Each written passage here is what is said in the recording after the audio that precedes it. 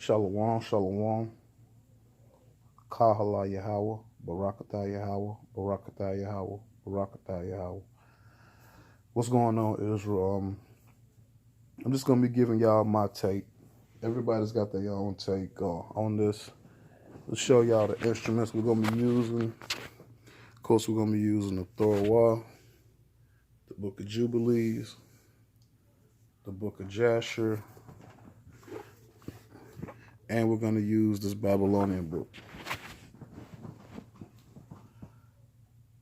So many different places and so many different accounts we have of animal type people, monsters, creatures. There's nothing spooky about this. This is recorded in caves all over the world. This is recorded in temples all over the world. Maybe, just maybe, what they was telling us was true, and maybe, just maybe, we was looking at it in the wrong light. So we'll just go ahead. Let's get to work. Just start with this. Let's go to the book of Daniel. So the first thing we're going to do, we're going to go to the Torah, and we're going to give an example of a person being transformed into what is perceived as an animal. So we're going to go to the book of Daniel, and we're going to go to chapter number 4, and we're going to just start at verse number 28. It says, while the words were still in the king's mouth, a voice fell from heaven. To you, King Nebuchadnezzar, we say, the kingdom has departed from you. We are driving you from mankind, and your dwelling will be with the beasts of the field.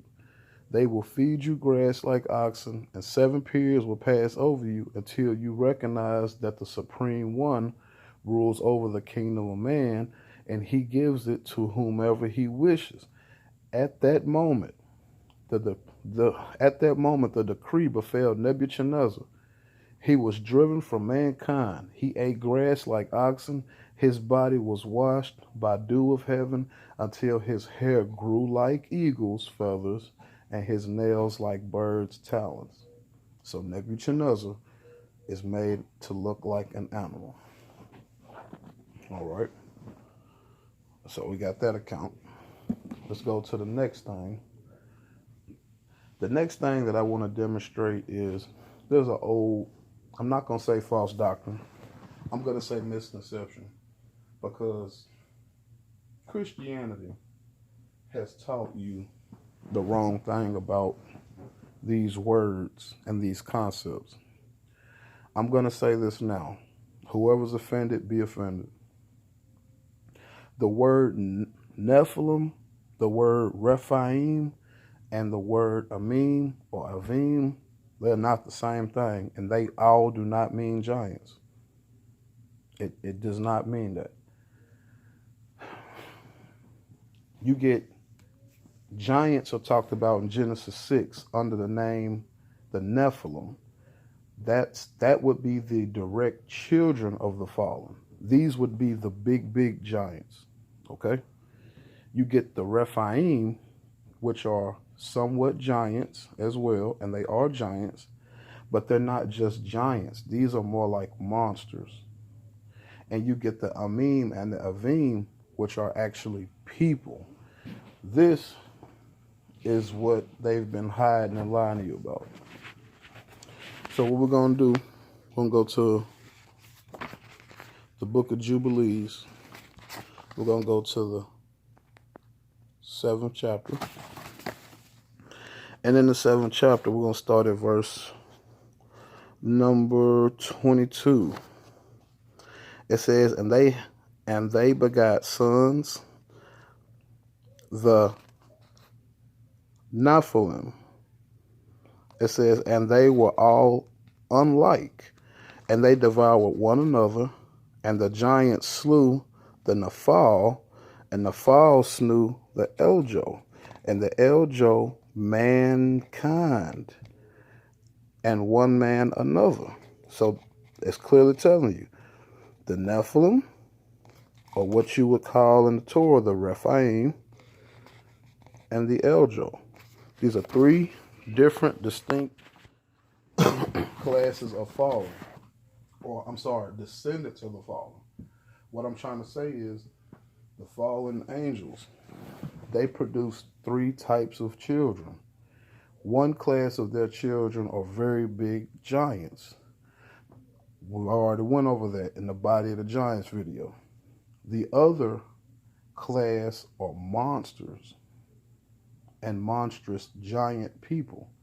And the other class are people that look like you and me. Just that simple. And so this is going to go somewhere that's going to have a very interesting twist on it. So, and like I said, this is about the animal man, beast man. So let's first go ahead. We're going to go to the book of Jasher. And we're going to go to chapter number 36. So go to book of Jasher, chapter 36. We look at Jasher chapter 36. It says, and starting at verse 29, it says, fearsome beast. Now this is very interesting because these are the children of Edom. And it tells you something that happens to the children of Edom. And let me go ahead and say this now. This is how I think some of them contracted Neanderthal or animal DNA. So let's keep going. It's going to be, and this is book of Jasher, chapter 36, starting at verse number 29.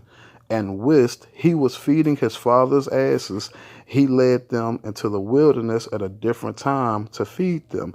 And there was a day that he brought them one of the deserts on the seashore opposite of the wilderness of the people, and whilst he was feeding them, behold, a very heavy storm came from the other side of the sea and rested upon the asses that were feeding there, and they stood still. And afterward, about 120 great, terrible animals came out from the wilderness at the other side of the sea.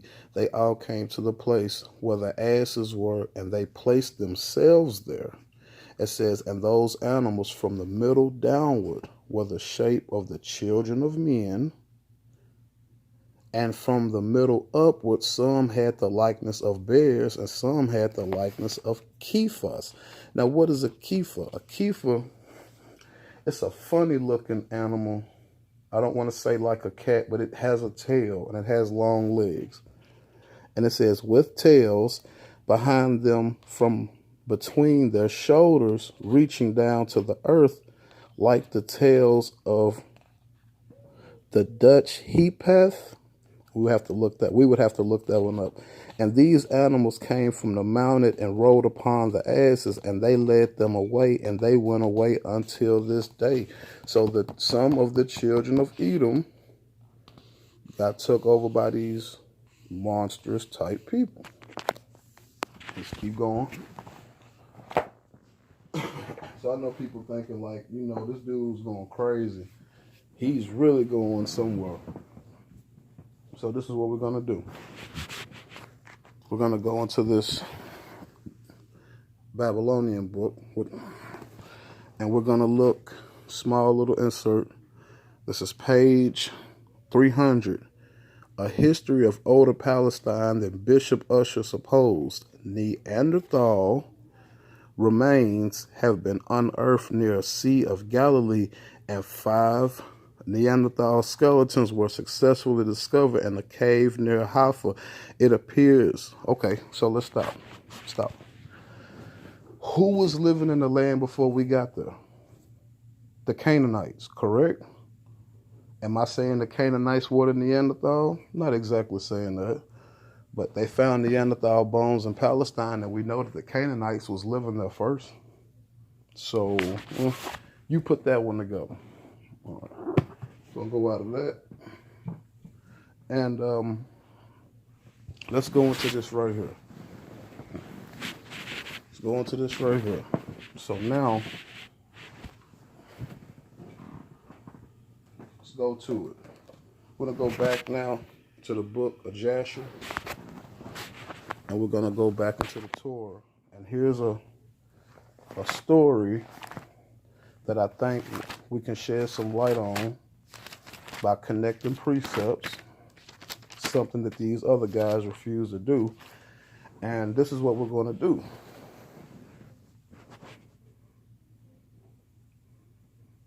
Okay, this is what we're going to do. We're going to go to Genesis, the 4th chapter, and we're going to talk about Cain and his children.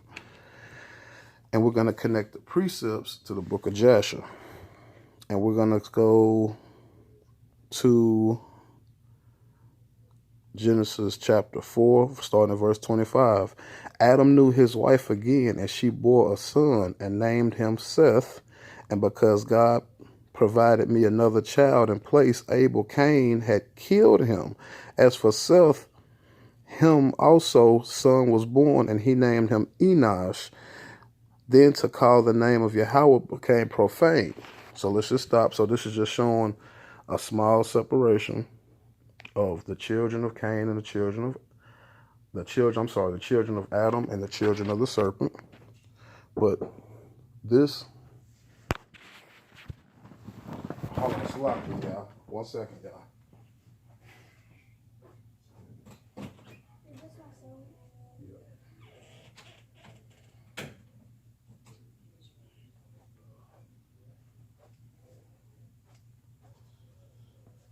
So lock it. All right, keep going. Kids. All right, let's go back to where we was. This is Genesis chapter 4, and we're gonna now look at the precept, and we're gonna now look at chapter 4, starting at verse number 23. And Lamech said to his wives, Ada and Zillah, hear my voice. Wives of Lamech, give ear to my speech. Have I slain a man by the wound and a child by my bruise? Now listen, he tells you who he slayed. If Cain suffered vengeance at 7 generations, then Lamech at 77. So he's telling you, what is he telling you? He accidentally killed Cain, his granddad. Now let's go into the book of Jasher. Go into the book of Jasher. You go to the Jasher, the 4th chapter. Okay.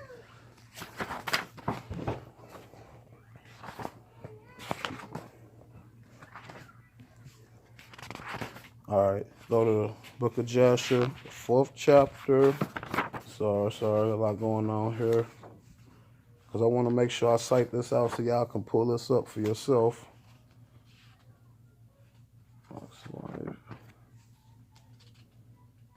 All right. I'm sorry. Go to book of Jasher, chapter 2. And we're going to start at verse number 26.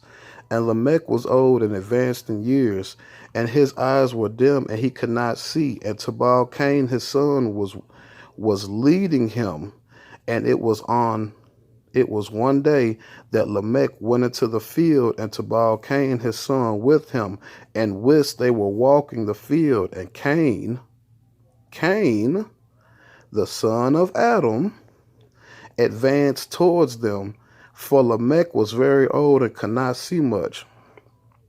And Tubal Cain told his father to draw his bow, and with the arrows he smote Cain, who was yet far off, and he slew him, for he appeared to them to be an animal. Now, wait. You see that? So Cain looks like an animal.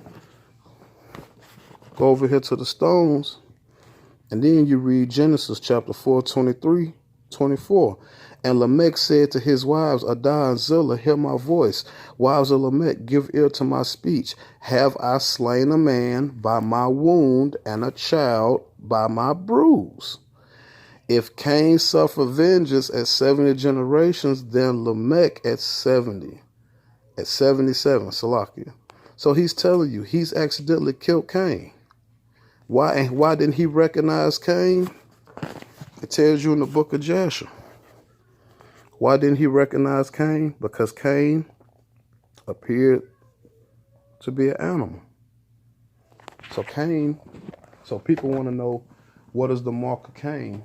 All my studies have showed me the mark of Cain is three things.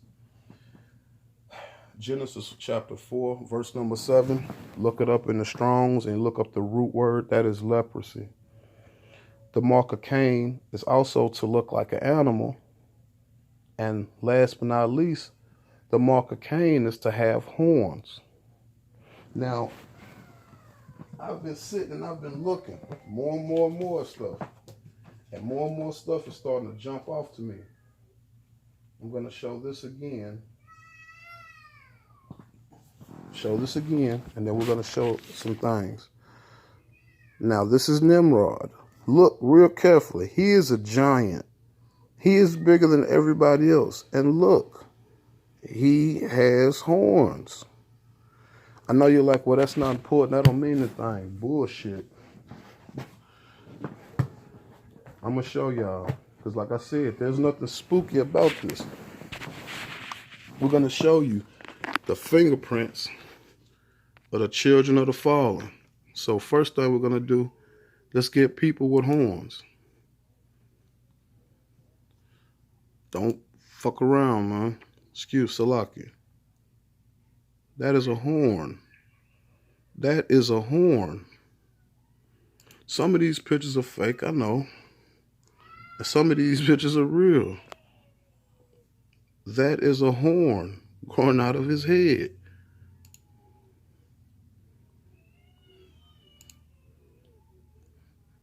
That is a horn. Showing you who's related to who, if you get my drift.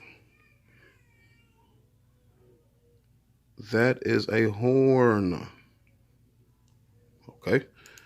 So, I know y'all like, well, I know that's baloney. No, this is actually very real. You see that old lady? That is a horn growing out of her head. Why is it a horn growing out of her head? Because this is the mark of one of the marks of Cain.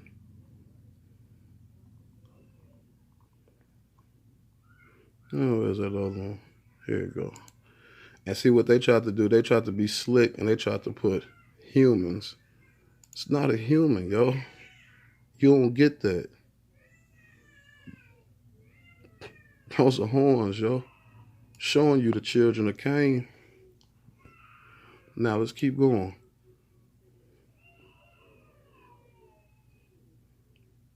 Six fingers, 6 toes. 6 fingers, 6 toes. Hold on. What? Let's go back. Let's go back. Grab your Torah. Grab your Torah. Go to 2 Samuel, chapter 21.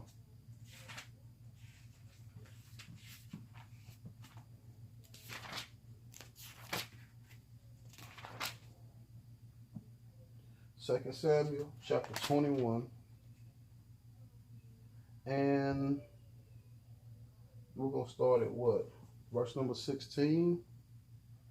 And it says, Ishbi-Benob, who was one of the children of a giant, whose spear weighed 300 copper weights, and he girded with a new sword, declared that he would strike down David. I'm sorry.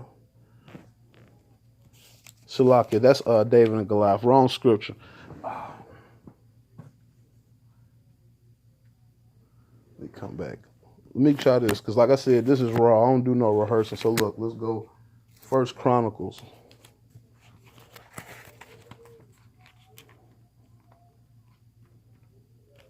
Let's go to 1 Chronicles. I want to make sure I get this. 1 Chronicles chapter 20.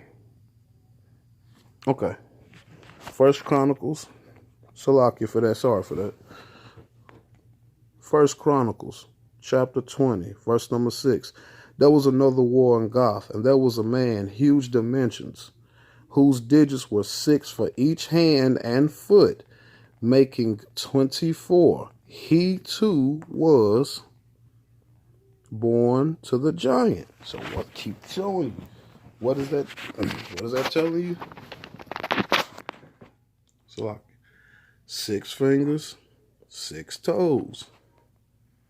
6 fingers, 6 toes. You're gonna have some pseudo people gonna say, "Oh man, that's a doctor condition. There's a name for that." Yeah, it sure is a name for that. I'm gonna tell you what it's called. It's called Genesis 6, chapter 4. That's the name for that condition. Genesis chapter 6, verse number 4. The Nephilim were on the earth in those days, and also afterward, when the sons of the rulers would consort with the daughters of man, and they would bear to them. They were mighty, who were from old, were men of devastation. That's the condition. Care what your doctor said. Let's keep going, y'all. It told you. Some of those animals had what? They had tails. I'm sorry if y'all offended. It is what it is. Tails. Tails. Some people are born with tails. You can say whatever you want. Oh, that's a condition, bro. That's a condition. There's a scientific name for that. Yeah, it's called Genesis 6 and 4. So stop being stupid. Let's keep going, y'all. Let's show y'all a little bit more.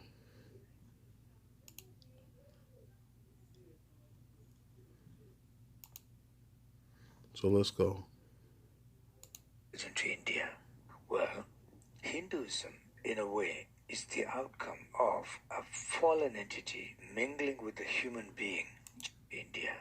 Well, Hinduism, in a way, is the outcome of a fallen entity mingling with a human being.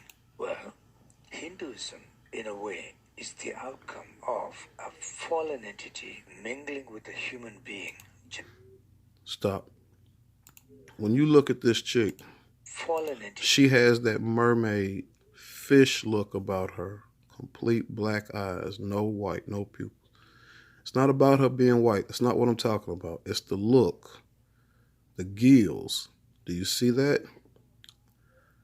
Y'all people think I'm crazy. She's gilled. This is a mermaid. All right? Now, what is that showing you? Hinduism. They got this mermaid fish god. Why is this important, y'all? In the book of Genesis, it tells you that Yahweh sent the flood to kill what? To kill all the giants. To kill the bodies of the giants. It didn't kill the spirits that inhabited them. It killed their body. And what do you see after the flood? A total influx of all of these fish gods. All of these fish gods, like the Dogon fish, like the fish god of Hinduism. All of these fish gods who emerge out of the water. Why? Because those are the spirits of the giants who just got their bodies killed by Yahweh. He didn't kill their spirit, he killed their bodies. Does this make any sense? Let's keep going. We just showed y'all what does Hinduism stem from. Well, Hinduism, in a way, is the outcome of a fallen entity. And you see the gills. Come on, y'all. Because why? You had some stuff that was happening. Said you got these fish gods. And who is this? This is a Philistine fish god. This is the fish god Nomo. The trident. What are these? You see that? The Mesopotamians. These are the fallen. They had just got their bodies took. So what did they do? In the sea, clearly, they must have, merged with some fish animals. And this is how they came back out to be the quote-unquote new gods that these people started worshiping. But these are demons. Let's keep going, y'all. Let's keep going. I'm going to share something with y'all. Here you go. I'm just going to show y'all one. So before we go any further, what is this? This is Sinanthropus. Sinanthropus, this is a Neanderthal. All right.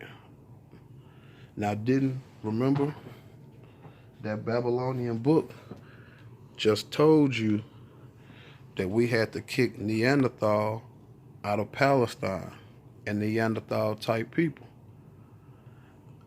So this is Sinanthropus. Now, what we're going to find out about Sinanthropus. Here we go. Genesis 36:5. He was the father of the Korean race. Peking or Beijing is also called Sinanthropus.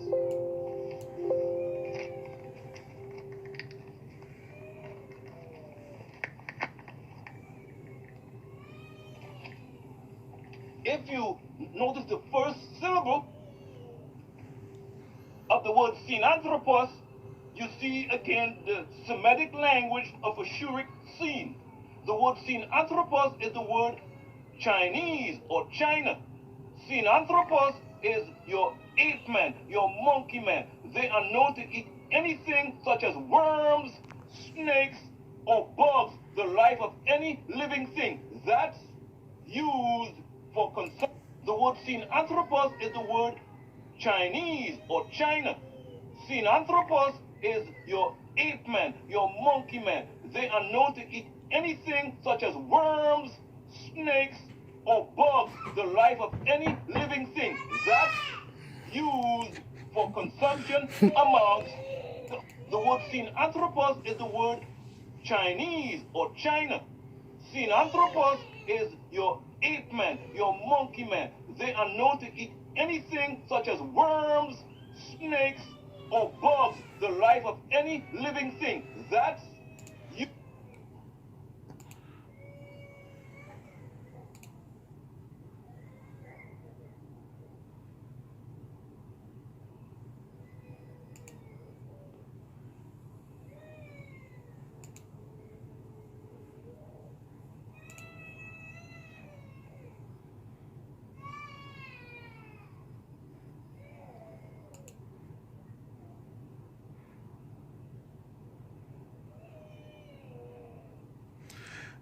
Well,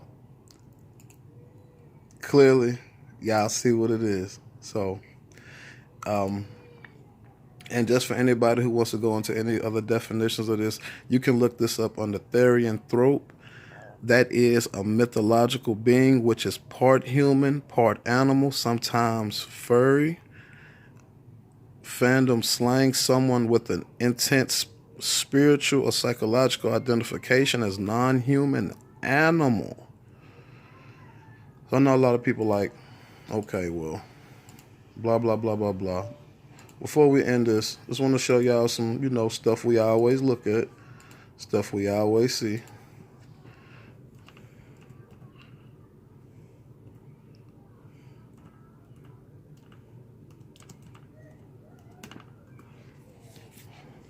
They've always shown you what they are.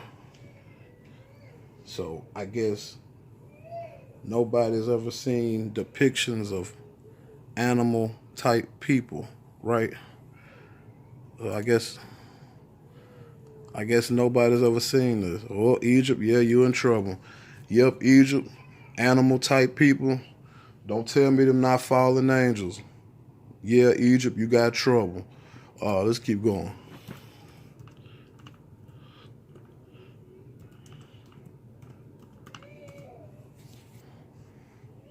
Okay. And if you really want to be a fruitcake, do you know how many of their gods got 4 legs and a tail?